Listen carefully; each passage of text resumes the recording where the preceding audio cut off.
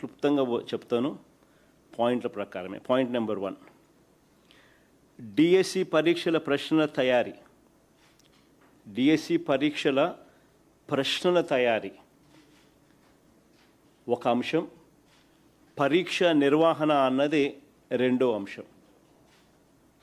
ఈ రెండు కూడా ఒకే అధికారి చేతిలో పెట్టినట్టు లోకేష్ స్వయంగా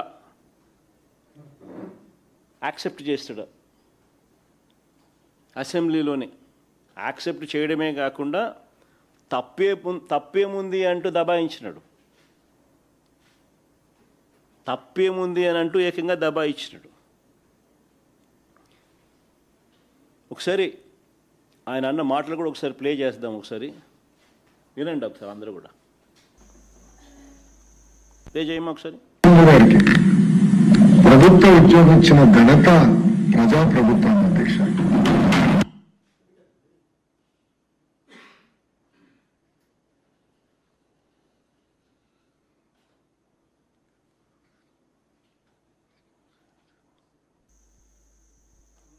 ఏమా ప్రాబ్లం ఉందా?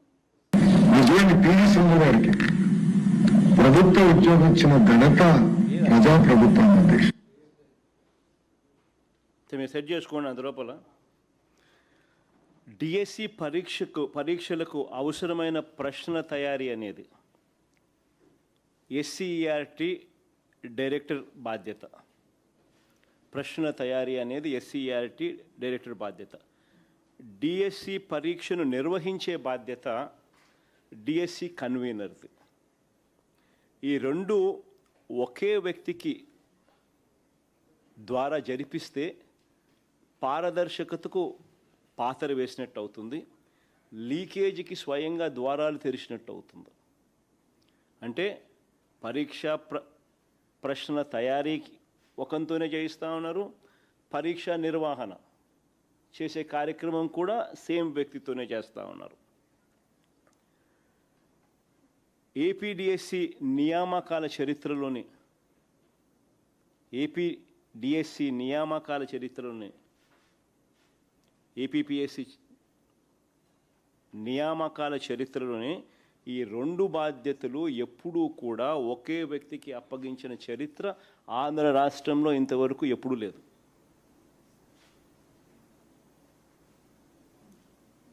ఎందుకు ఆ రకంగా చేస్తారు అని అంటే దానికి కారణం ప్రశ్నలు తయారీ చేసే వ్యవస్థకు పరీక్ష నిర్వహించే వ్యవస్థకు మధ్య ఉండాల్సిన చెక్స్ అండ్ బ్యాలెన్సెస్ తొలగిపోతాయి కాబట్టి. ఒకసారి ఆయన అన్న మాటలు ఒకసారి వీళ్ళు రెడీగా ఉన్నట్టున్నారు, ఒకసారి ప్లే చేసి ఒకసారి వినండి ఒకసారి. ప్రిపరేషన్కి డిఎస్సి కన్వీనర్ అంటే ఎగ్జామినేషన్ కండక్ట్ చేసేవారు ఒకే ఆఫీసర్కి ఇచ్చారు అనేది మొదటి ఆరోపణ. అధ్యక్షుడు ఆంధ్ర రాష్ట్రంలో కానీ ఇతర రాష్ట్రాల్లో కూడా ఒకరికే ఇచ్చారు అధ్యక్ష. కొన్ని రాష్ట్రాల్లో ఇద్దరికి ఇచ్చారు, కొన్ని రాష్ట్రాల్లో ఒకరికే ఇచ్చారు అధ్యక్ష. మనం 148 రోజులు నిర్వహించాలి, చాలా టైట్ గా సిస్టమ్ నిర్వహించాలని ఒక వ్యక్తిని నియమించాం. అది ఎక్కడ చట్టంలో ఉల్లంఘన లేదు, ఎక్కడ చట్టంలో రాయలేదు, ఇద్దరు ఉండాలి అని ఎక్కడ చెప్పలేదు అధ్యక్ష. So there is no rule book for to that order and court కూడా ఈ విషయాన్ని అక్కడ బుకింగ్ తీసుకున్నాం అధ్యక్ష. క్లియర్ కట్గా ఆయన ఎంతకు ఆయనే ఒప్పుకున్నాడు కూడా. అంటే మొట్టమొదటిసారిగా ఆంధ్ర చరిత్రలో ఎప్పుడూ జరగంది ఇక్కడ ఈ రాష్ట్రంలో ఈయన ఎడ్యుకేషన్ మంత్రిగా ఉంటూ దీన్ని జరిగించినాడు. దీనివల్ల పరీక్షల ప్రశ్నల తయారీ, పరీక్ష నిర్వహణ ఈ రెండు బాధ్యతలు ఒకే వ్యక్తి చేయడం వల్ల చెక్స్ అండ్ బ్యాలెన్సెస్ పూర్తిగా తొలగించడం జరిగింది. దీనివల్ల స్కామ్కు మొట్టమొదటగా బీజం పడడం జరిగింది. అందుకే సిబిఐ ఎంక్వైరీ అన్నది అడగడం జరుగుతూ ఉంది. ఒకే వ్యక్తి చేతిలో ఈ బాధ్యతలు ఎందుకు పెట్టారు?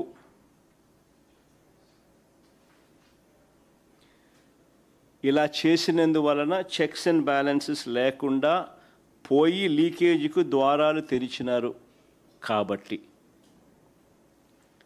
ఇక పాయింట్ నెంబర్ 2, రెండో పాయింట్, డిఎస్సి ప్రశ్న పత్రాలు తయారు చేసే విభాగంలో ఉన్న అవుట్సోర్సింగ్ ఉద్యోగి నవీన్కు ఫస్ట్ ర్యాంక్ రావడం వాస్తవమేనని అసెంబ్లీ సాక్షిగా మరోసారి తండ్రి కొడుకులు ఇద్దరు ఒప్పుకున్నారు, అబ్బా కొడుకులు ఇద్దరు ఒప్పుకున్నారు. ఒకసారి ప్లే చేయండి అమ్మా ఒకసారి. ఫస్ట్ మెరిట్ లిస్ట్ చూపించండి. ఫస్ట్ ఇది నవీన్కు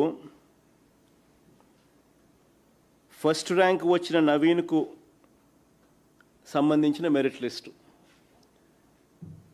నెంబర్ 1 ర్యాంక్లో నవీన్ అక్కడ కనిపిస్తున్నారు చూడండి, ఫస్ట్ ర్యాంకు.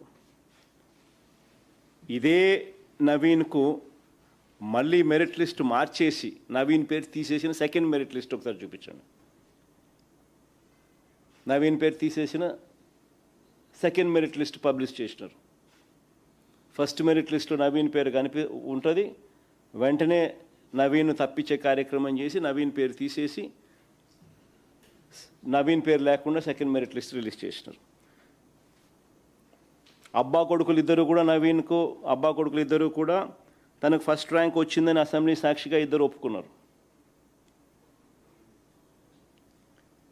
ఆ క్లిప్పింగ్ కూడా ఒకసారి ప్లే చేయండి ఒకసారి. చంద్రబాబు నాయుడు గారు లోకేష్ మాటల్లో.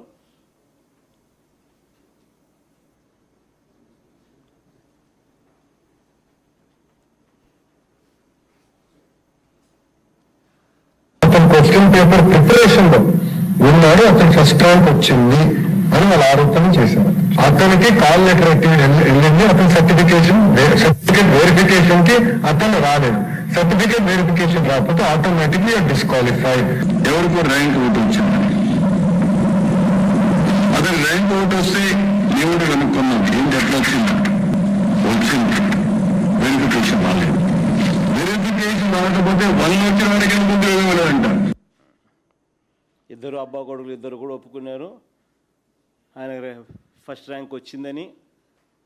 ఇద్దరు అబ్బా కొడుకులు ఇద్దరు అసెంబ్లీ సాక్షిగా ఇద్దరు ఒప్పుకున్నారు కూడా. మరి నేను అడుగుతాను, మరి ఫస్ట్ ర్యాంక్ వచ్చిన ఈ నవీన్కు ఉద్యోగం ఎందుకు ఇవ్వలేదు? ఫస్ట్ ర్యాంక్ వచ్చిన ఈ నవీన్కు ఉద్యోగం ఎందుకు ఇవ్వలేదు?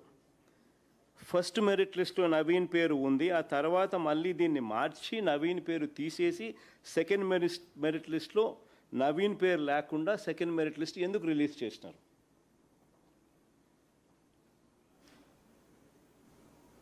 చంద్రబాబు నాయుడు గారు ఆయన కొడుకు ఏమంటారు?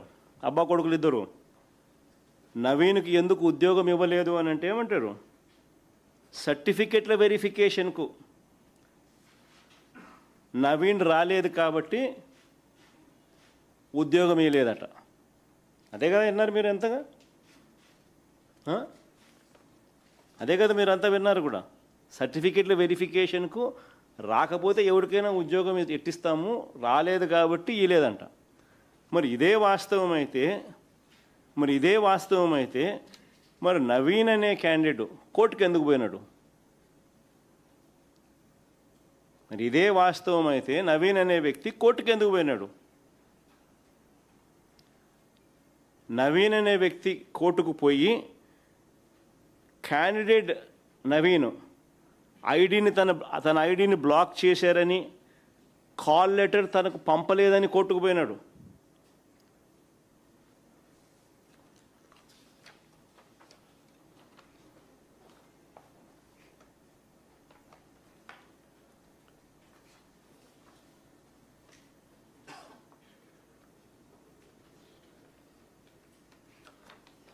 నెక్స్ట్ పేజ్ అమ్మా.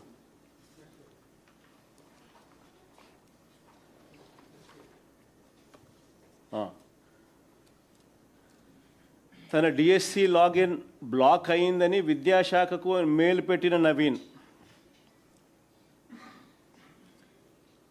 I'm Naveen mega DSC so and so, login is not login from 26/8/2025 to till now 3/9/2025, so I could not receive the call letter.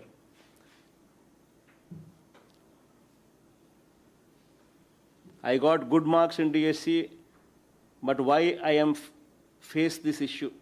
ఆ పిల్లోడు పాపం వచ్చారు అని ఇంగ్లీష్లో ఆ పిల్లోడు పాపం letter రాసినాడు. this particular reason I lost my job.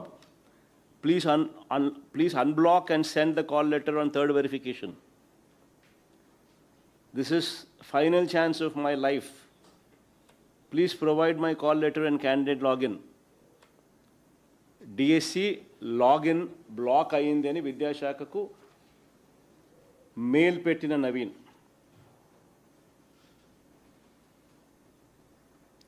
ఇదే కోర్టుకు అఫిడవిట్ ఫైల్ చేసినాడు.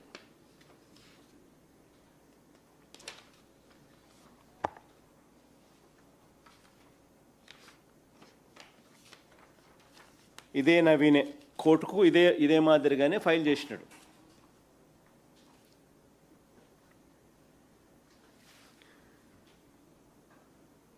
ఇంతకుముందు ఫస్ట్ దాంట్లో చూస్తే ఫైల్ చేసిన అఫిడవిట్ కాపీ, కోర్టుకు ఫైల్ చేసిన అఫిడవిట్ కాపీ.